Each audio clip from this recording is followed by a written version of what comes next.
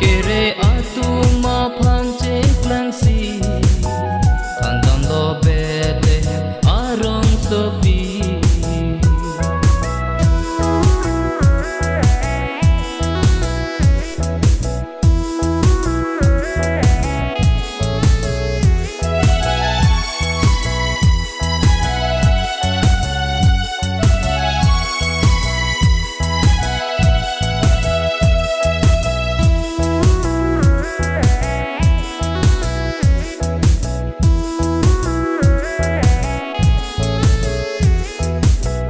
dom dom do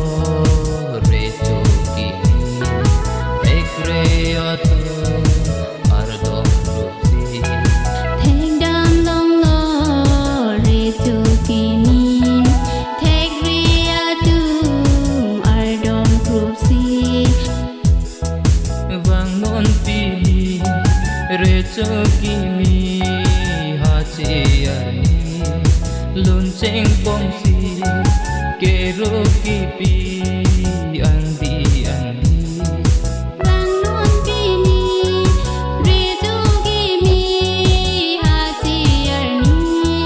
lun cheng bong si kero ki pi andi andi tegla ki vi atum phan bir tapi epe joka ba ha che tan lo kivi atung aning arong piksi landang do bedle recho kimi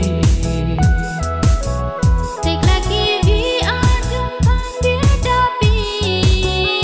epe jok abang hasi tang lo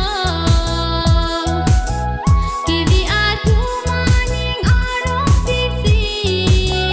landang do bedle recho kimi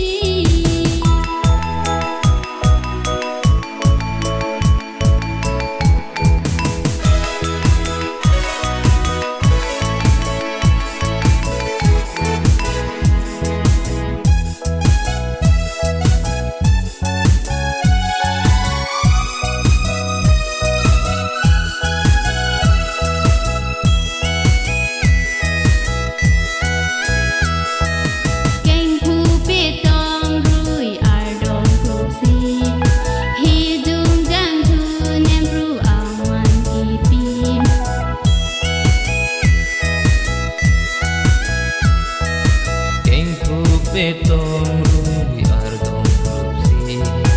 e jung jang ku ning